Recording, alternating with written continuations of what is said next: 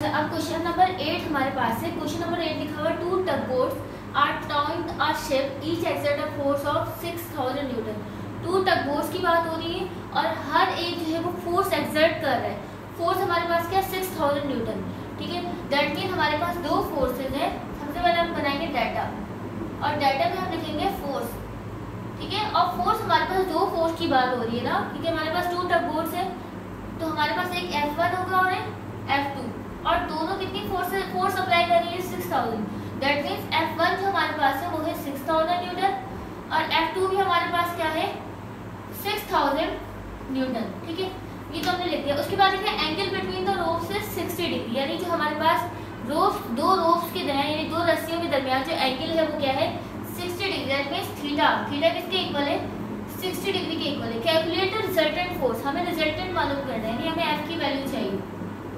तो हमें पता है रिजल्टेंट मालूम करने का तरीका क्या होता है, उसका फॉर्मूला क्या होता है।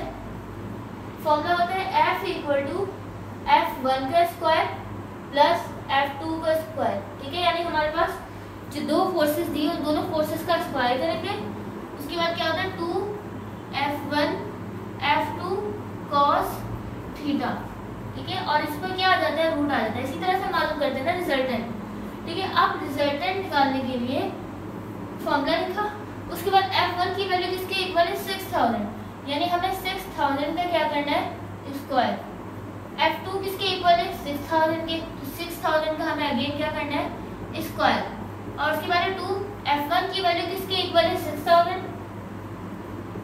F2 की वैल्यू किसके इक्वल है 6000। उसके बाद क्या है cos 60 डिग्री और इस पूरे में क्या आ जाएगा रूट। अच्छा, 6000 का स्क्वायर करेंगे तो किसके इक्वल है 36। इसी तरह 6000 का स्क्वायर करेंगे तो उसके बाद है 6000 मल्टीप्लाई बाय 6000 क्या हो जाएगा 6 6 से क्या होता है 36 और 60 आगे लगा देंगे।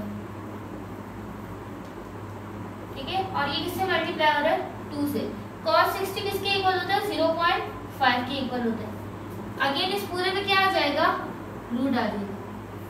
उसके बाद क्या 36 यानी 36 के बाद 60 है, फिर यहाँ 36 के बाद 60। अब 2 को हम मल्टीप्लाई करवाएंगे 36 से 72 और फिर 1 2 3 4 5 6 और इसके आगे 0.5 से ये मल्टीप्लाई हो रहा है और इस पूरे में क्या आ गया रूट। जब आप 72 को 0.5 से मल्टीप्लाई करवाओगे, 75 को 0.5 से मल्टीप्लाई करवाएंगे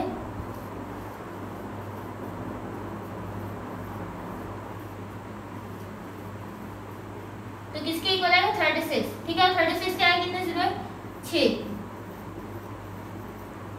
अच्छा, मैं ये यहाँ किस तरह से 0 प्लेस कर रही हूँ, देखो यहाँ पे 3 0 है ना और 3 0 को स्क्वायर करने से क्या होता है 3 का डबल हो जाता है यानी 6 हो जाता है।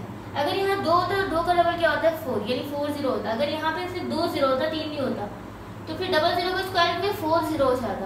यहाँ पे 3 0 है तो 3 का स्क्वायर 3 0 का डबल क्या हो जाएगा 6, तो मैंने यहाँ पे 6 0 प्लेस कर दिया। इस तरह से करते हैं। ठीक है, अच्छा अब हम क्या करेंगे तीनों वैल्यूज को ऐड कराएंगे। तो ऐड कराने में आ जाएगा हमारे पास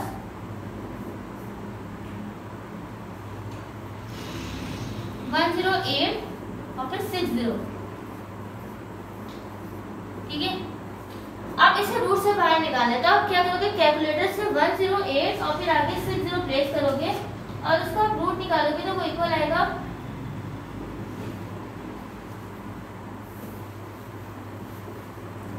आ जाएगा बस फोर्स की वैल्यू आ जाएगी 10392.304 न्यूटन। फोर्स की यूनिट क्या होती है Newton.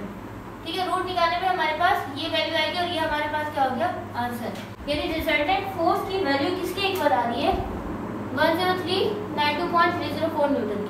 Class question number 9। Question number 9 solve करने से पहले सबसे पहले आपको ये पता होना चाहिए कि पोजीशन वेक्टर क्या है। पोजीशन वेक्टर हम किसे कहते हैं कि लेट सपोज अगर मैं अपनी फ्रेंड को कॉल करती हूँ, ठीक है, और मैं उससे पूछूं कि अभी वो किस पॉइंट पे मौजूद है, किस जगह पे मौजूद है। ठीक है, तो उसे जो है वो उस जगह को बताने के लिए सबसे पहले उसे ये बताना पड़ेगा कि वहाँ उस एरिया का सबसे मशहूर जगह या फिर यानी कोई जगह या कोई शॉप या फिर कोई ऐसा पॉइंट जो होगा जो कि बहुत मशहूर होगा, तो पहले मुझे वो पॉइंट बताएगी और वो उस पॉइंट के जरिए मुझे पता लगेगा वो एग्जैक्ट किस जगह पे मौजूद है। दैट मीन्स लेट सपोज जैसे हमारे पास है नाज़राबाद नंबर 2 इम्तियाज सुपर मार्केट, ठीक है। अगर लेट सपोज वो उसके बैक साइड पे मौजूद है तो वो कहेगी मैं इम्तियाज सुपर मार्ट नाज़राबाद नंबर 2 के बैक साइड पे मौजूद हूँ, ठीक है। तो इससे मुझे क्या पता लगेगा, इससे मुझे इसकी एग्जैक्ट लोकेशन पता लग जाएगी, ठीक है। यानी इसका मतलब ये हुआ कि अगर मुझे एग्जैक्ट लोकेशन मालूम करनी है तो मुझे उसके लिए रेफरेंस पॉइंट पता होना चाहिए, और रेफरेंस पॉइंट क्या होता है, ओरिजिन को हम कहते हैं, ठीक है। तो यानी हमें एग्जैक्ट लोकेशन मालूम करने के लिए हमें रेफरेंस पॉइंट का पता होना ज़रूरी है, ठीक है। जैसे हमारे पास ये एक्सिस है, ये एक्स एक्सिस, और ये क्या है हमारे पास वाई एक्सिस है। ये हमारे पास क्या है, ओरिजिन, ठीक है। ये हमारे पास है ओरिजिन, और ये हमारे पास कोई पॉइंट पी स्पेस पे है, ठीक है। अब अगर मैं बोलूँ कि वो इस पॉइंट पी तक पहुंचने के लिए सबसे पहले वो कहाँ, यहाँ तक गई एक्स आगे, ठीक है। सबसे पहले वो इतना एक्स चली, उसके बाद यहाँ से वो वाई गई, तो इस पॉइंट पे भी पहुंच गई, ठीक है। अब दूसरा रास्ता क्या है पी पॉइंट पे पहुंचने का, कि वो यहाँ से डायरेक्ट चली गई। तो ये जो डायरेक्ट गई है पी तक, इसे हम कहते हैं पोजीशन वेक्टर, ठीक है। और हमारे पास ये कौन सा पॉइंट है, रेफरेंस पॉइंट, और रेफरेंस पॉइंट हमारा क्या होगा, ओरिजिन, ठीक है। अब इस न्यूमेरिकल को हम सॉल्व करते हैं। इस न्यूमेरिकल में हमारे पास क्या है, हमारे पास दो पॉइंट है, एक पॉइंट पी है और दूसरा क्या है, क्यू है। दैट मीन्स ये हमने बना लिया एक्स एक्सिस और ये हमने ड्रॉ किया वाई एक्सिस, ठीक है। अब हमारे पास दो पॉइंट है, एक पॉइंट है पी और दूसरा पॉइंट हमारे पास क्या है, क्यू।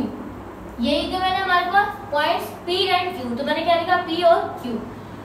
अच्छा, गिवन बाय R1 है हमारे पास गिवन है और R2 गिवन है, लेकिन मैंने अभी आपको बताया पोजीशन वेक्टर के लिए हमारे पास एक रेफरेंस पॉइंट होता है, तो रेफरेंस पॉइंट क्या होता है, ओरिजिन। दैट मीन्स हमारे पास एक ये पॉइंट है, ठीक है, और हमारे पास एक ये पॉइंट है, ठीक है। अच्छा, अब हमें R1 और R2 गिवन है। R1 यानी P एंड Q की बात हो रही है तो P पे हमारे पास क्या है, R1, तो ये रहा R1, और Q पे हमारे पास क्या है, R2, ठीक है। अच्छा, हमें क्या मालूम करना है, determine P Q in terms of rectangular unit vector I J. हमें in terms I J and के के टर्म्स में हमें बताना है कि पी क्यू की वैल्यू क्या होगी। पी क्यू यानी ये हमारे पास एक पॉइंट और एक पॉइंट ये है,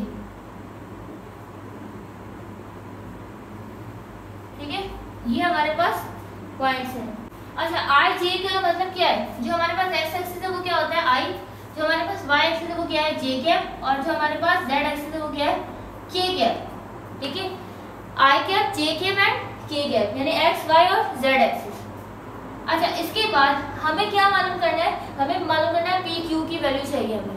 तो पी क्यू वैल्यू मालूम करने के लिए सबसे पहले हम क्या करेंगे, डाटा बनाएंगे, यानी जो वैल्यू हमें गिवन है। अब हमें वैल्यू गिवन के R1 वेक्टर गिवन है, R1 वेक्टर इक्वल है 2i cap plus 3j cap minus k cap. R2 vector given है 4i cap minus 3j cap plus 2k cap. हमें क्या मालूम करना है, पी क्यू वेक्टर। मैंने कहा P Q vector is equal to question mark, लेकिन पी क्यू हमें पी क्यू वेक्टर किस फॉर्म में मालूम करना है, in terms of unit vector I J and K, यानी हमें आई जे और के की टर्म्स में चाहिए, ठीक है। और फिर हमें इसका मैग्नीट्यूड भी निकालना है। किस तरह से करेंगे, सबसे पहले हमने लिखा पी क्यू वेक्टर और हमें क्या मालूम करना है, पी क्यू वेक्टर का मैग्नीट्यूड, ठीक है। अब पी क्यू वेक्टर मालूम करने का तरीका क्या होता है, सबसे पहले अब यहाँ पे देखो कि ऐसा कौन सा पॉइंट है जहाँ पे हेड से हेड और टेल से टेल मिल रहा है। अब वो पॉइंट हमारे पास ये है, एक ये हेड से हेड मिल रहा है और एक ये टेल से टेल मिल रहा है, यानी R2 वेक्टर किसके इक्वल होगा, सॉरी ये पॉइंट O है, ठीक है, ओरिजिन है ना, ये O पॉइंट है, O P O Q, ठीक है, और ये क्या है, P Q। तो यानी O Q किसके इक्वल हो जाएगा, O P plus O Q, ठीक है ना। जिस पॉइंट पे हमारे पास हेड से हेड और टेल से टेल मिल रहा है वो किसके इक्वल होता है, बाकी जो हमारे पास दो वेक्टर उसके सब के इक्वल होता है ना, ठीक है। मैंने लिखा सोल्यूशन,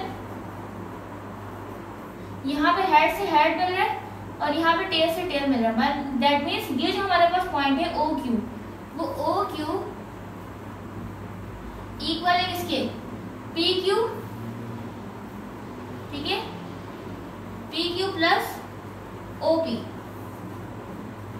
ठीक है। अच्छा, अब हमें क्या चाहिए, अब देखो यहाँ पे हमारे पास ओ क्यू, ये ओ और ये क्यू किसके इक्वल है, R2 के इक्वल है। मैंने लिखा R2 वेक्टर। पी क्यू हमारे पास यहाँ पे कोई वैल्यू नहीं बल्कि हमें पी क्यू ही फाइंड आउट करना है, तो मैंने लिखा P Q vector plus OP में हमारे पास क्या है, R1 वेक्टर। हमें जो मालूम करना है उसे सेपरेट करेंगे, यानी हमें पी क्यू चाहिए ना, तो इस पी क्यू को हम यही रहने देंगे और R1 यहाँ पे ऐड हो रहा है तो इक्वल टू से पहले जाकर क्या हो जाएगा, माइनस।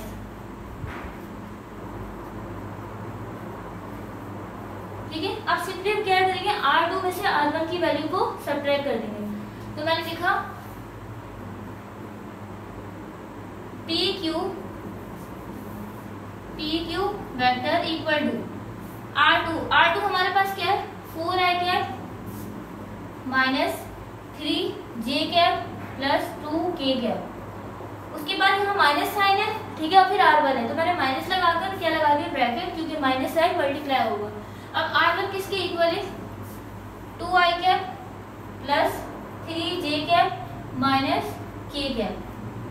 ठीक है, उसके बाद है P Q equal to 4i cap minus 3j cap plus 2k cap. Minus sign है, minus plus minus, 2i cap minus plus minus 3j cap minus minus plus k cap.